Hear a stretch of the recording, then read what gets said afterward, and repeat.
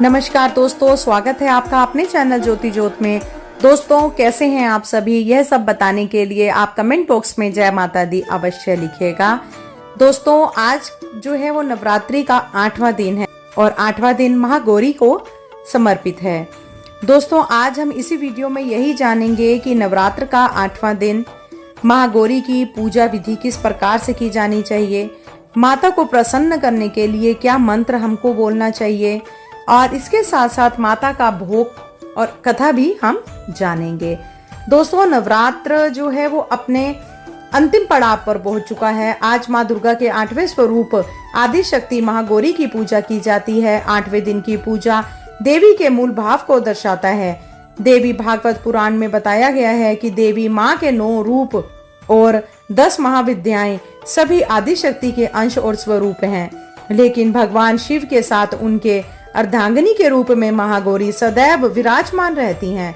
इनकी शक्ति अमोघ और स्थग फलदायिनी है। महागौरी की पूजा मात्र से भक्तों के सभी पाप धुल जाते हैं और वह व्यक्ति अक्षय पुण्य का अधिकारी हो जाता है। ज्यादातर घरों में नवरात्र की अष्टमी तिथि के दिन कन्या पूजन किया जाता है, वहीं कुछ लोग नवमी तिथि के दिन कन्या पूजन करते हैं। दोस्तों, मैं आपको बताना चाहूंगी कि किस तरह से माँ ने व्रत किया था। शिव पुराण के अनुसार महागौरी को 8 साल की उम्र में ही अपने पूर्व जन्म की घटनाओं का आभास होने लग गया था। उन्होंने इसी उम्र से ही भगवान शिव को अपना पति मान लिया था और शिव को पति रूप में पाने के लिए तपस्या भी शुरू कर दी थी।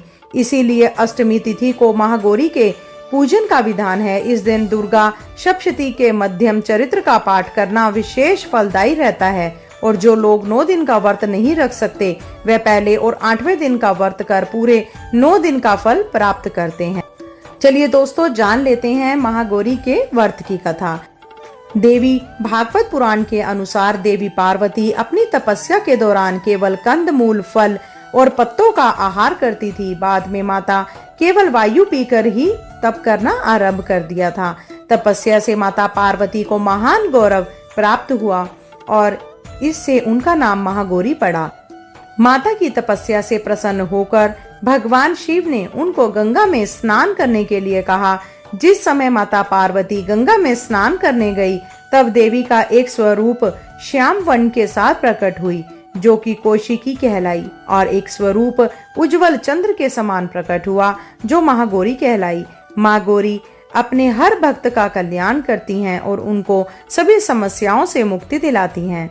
दोस्तों, देवी भागवत पुराण के अनुसार महागौरी का वर्ण रूप से गौर अर्थात सफेद है और इनके वस्त्र व आभूषण भी सफेद रंग के ही हैं। माँ का वाहन वृषभ अर्थात बैल है, जो भगवान शिव का भी वाहन है। माँ का दाहिना हाथ अभय मुद्रा में है और निचले वाले हाथ में दुर्गा शक्ति के प्रतीक त्रिशूल है। महागौरी के ऊपर वाले हाथ में शिव का प्रतीक डमरू है। डमरू धारण करने के कारण माँ को शिवा के नाम से भी जाना जाता है। माँ का नीचे वाला हाथ अपने भक्तों को अभय देता हुआ वर मुद्रा में है और माँ शांत मुद्रा में दृष्टिगत है। देवी के इस रूप की प्रार्थना करते हुए देव और ऋषिगण कहते हैं, सर्व मंगल मांगले शिवे सर्वार्थ साधिके शरण्ये त्र्यंबके गौरी नारायणी नमस्तुते। दोस्तों, धन वैभव की अधिष्ठात्री देवी है महागौरी। महागौरी अपने भक्तों के लिए अन्नपूर्णा स्वरूप है। यह धन वैभव और सुख शांति की अधिष्ठात्री देवी है। संसारिक रूप में इनका स्वरूप बहुत ही उज्जवल, कोमल, श्वेत वर्ण और श्वेत वस्त्रधारी है। देवी महागौरी को गायन संगीत प्रिय है और यह सफेद वृषभ यानी बैल पर सवार हैं। इस दिन कन्या पूजन का भी विधान है। कुछ लोग नवमी के दिन भी पूजन करते हैं, लेकिन अष्टमी के दिन कन्या पूजन करना श्रेष्ठ रहता है। कन्याओं की संख्या 9 हो तो अति उत्तम है, नहीं तो 2 कन्याओं के साथ भी पूजा की जा सकती है। अष्टमी तिथि के दिन नारियल का भोग लगाने की परंपरा है। भोग लगाने के बाद नारियल प्रसाद रूप में बांट दें। वहीं जो भक्त कन्या पूजन करता है वे हलवा, पूड़ी, सब्जी और काले चने का प्रसाद विशेष रूप से बनाता है। माँ की पूजा करते समय भक्तों को गुलाबी रंग के कपड़े पहनने चाहिए, क्योंकि गुलाबी रंग प्रेम का प्रतीक माना जाता है। दोस्तों, चलो जान लेते हैं माँ गौरी का ध्यान मंत्र क्या है। या देवी सर्वभूतेषु माँ गौरी रूपेण संस्थिता नमस्तस्यै नमस्तस्यै नमस्तस्यै नमो नमः। आप माता गौरी का ध्यान करते हुए इस मंत्र को अवश्य जपें। चलिए दोस्तों, बात कर लेते हैं महागौरी की पूजा विधि की। अष्टमी तिथि पर महागौरी की पूजा का विधान भी बाकी दिनों की तरह ही होता है।